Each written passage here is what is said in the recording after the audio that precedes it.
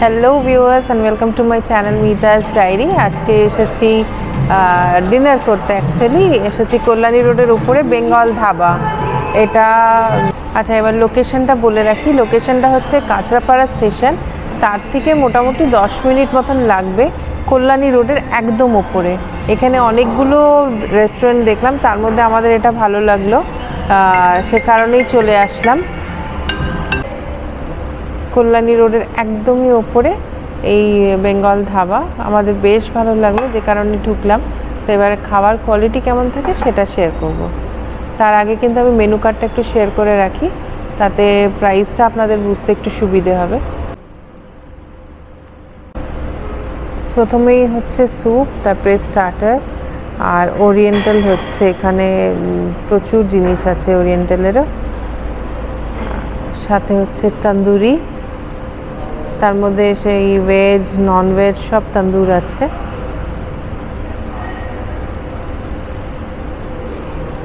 এদিকে main course, প্রথমটা veg, এগুলো গ্রেভি, আর এইদিকে নন ভেজে যেমনি মাছ, চিকেন, মাটন, ঝিঙ্গা মানে হচ্ছে গিয়ে চিংড়ি মাছ আর কি। ওরিয়েন্টালেরও কয়েকটা মেনু। আর এখানে হচ্ছে রাইস, নুডলস, রুটি, তার মধ্যে রাইসের মধ্যে পোলাওও আছে দেখছি। আর এদিকে পাস্তা, সিজলার্স আছে, থালি আছে, স্যালাড, পাঁপড় আছে। আর এদিকে হচ্ছে ডেজার্ট, মকটেল আর বেভারেজেস।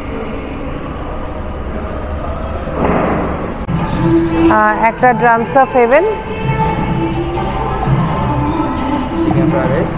একটা ড্রামস অফ হেভেন, আর একটা হবে ট্যাংরা স্টাইল চিলি চিকেন।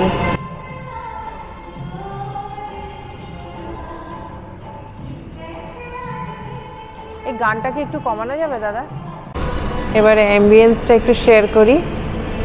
এখানে একটা বড় টিভি চলছে, আর সামনে এখানটায় ইউনিটটা করেছে একটা সুন্দর, বেশ একটা ট্রাক এখানটা লাগানো। কোনো বার্থডে সেলিব্রেশন হয়েছিল বোধহয়, সে কারণে সাজানো আছে। আর এই দেয়ালগুলো দেখুন, সব সিনেমার যত আছে এগুলো দিয়ে একটা পেন্টিং এফেক্ট দিয়ে সাজিয়েছে। এখানে বসার অ্যারেঞ্জমেন্ট বললো 76 জনের, আর ওপরেও রয়েছে রেস্টুরেন্ট, তো সেখানেও 60 জন মতন বসার। সে বাদেও কিন্তু বাইরের দিকটাও বসার আছে ব্যবস্থা, যদিও বা ওটা ওপেন, মানে ছাদ নেই, সেটার একটা আলাদা অনুভূতি। তো গরম বলে আমরা এসিতেই বসেছি। এই বাইরেটায় হচ্ছে বসার অ্যারেঞ্জমেন্ট, আর রাস্তাটা যেটা দেখতে পাচ্ছেন সেটা কল্যাণী রোড। এই বাইরেটাও একটু শেয়ার করছি। এখানটা সাউন্ডটা মানে একটু নয়েজ পলিউশন আসবে, কারণ যেহেতু বললাম একদম রাস্তার ওপর, আর বড় বড় এখানে চিমনি চলছে, আর বড় বড় এসি মেশিনের সব শব্দ। এই জায়গাটা বসে খেলেও কিন্তু ভালো হতো, এখন একটু ওয়েদারটা চেঞ্জ হয়েছে, অতটা গরম লাগছে না। যাই হোক, আমরা ভেতরে বসে পড়েছি। খুব সুন্দর কিন্তু জায়গাটা, গাড়ি পার্কিংয়ের ব্যবস্থাও আছে। আর এই সামনের দিকে একটু হোটেলটা শেয়ার করি, বেঙ্গল ধাবা। এখানেও দেখুন একটা বিশাল বড় স্ক্রিন লাগানো।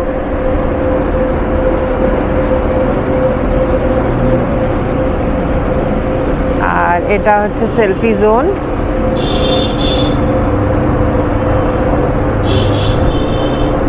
আমার এই জায়গাটা কিন্তু বেস্ট লাগছে বসার জন্য, বেশ অনেকজন হবে, আড্ডা দেওয়া যাবে সুন্দর। আর ওনাদের এটা, এই যে এখান থেকে খাবার দাবার সাপ্লাই করা হয়, জোম্যাটো, সুইগি, এটা পিক আপ পয়েন্ট। আর এই যে এটা হচ্ছে যেখানে আমরা বসেছি। তো খাবার আসলে সেটা তো শেয়ার করবই।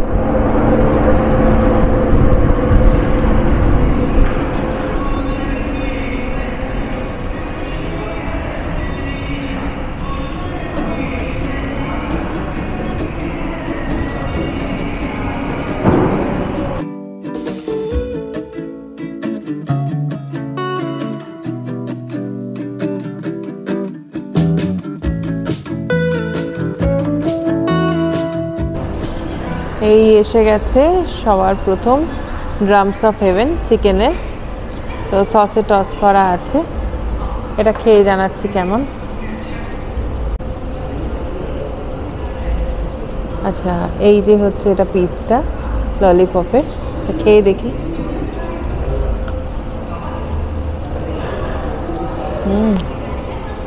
খারাপ না, আমি ভাবছিলাম ওদের ব্যাটারটা মোটা হবে, তবে খুব একটা পাতলা নয়, হালকা মোটা আছে, কিন্তু ভীষণ টেস্টি হয়েছে, ভালো লাগছে।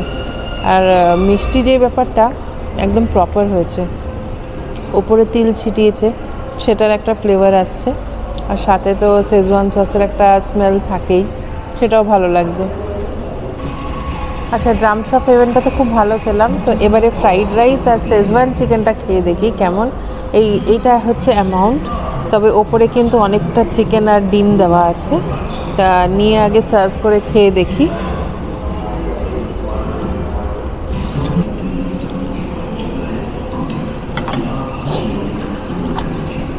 গন্ধটা কিন্তু ভালোই বেরিয়েছে, তো গ্রেভির সাথেই খেয়ে দেখছি আগে রাইসটা।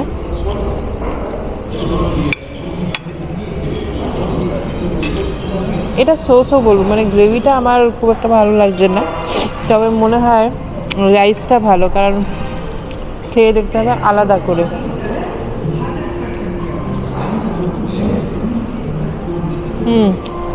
রাইসটা কিন্তু বেটার, আর এর গ্রেভিটা আমার একটু কেমন যেন লাগছে, নুনটা কম কিনা বুঝতে পারছি না, গ্রেভিটা একটু গন্ডগোল, খুব একটা ভালো লাগলো না। তবে ড্রামস অফ হেভেনটা দারুণ ছিল, রাইসটাও ভালোই খেলাম। আর চেষ্টা করব চা খেয়ে, কারণ বৃষ্টি ভীষণ জোরে শুরু হয়ে গেছে, তো একটু চা খেলে ভালোই লাগবে। চা খেয়ে তারপরে বেরিয়ে যাব। তো আজকের ব্লগটা কেমন লাগলো কমেন্ট করে জানাবেন অবশ্যই, আর অবশ্যই সাবস্ক্রাইব করে রাখবেন আমার চ্যানেলটিকে। আবার দেখা হবে আর একটা ব্লগে, ততক্ষণের জন্য টাটা।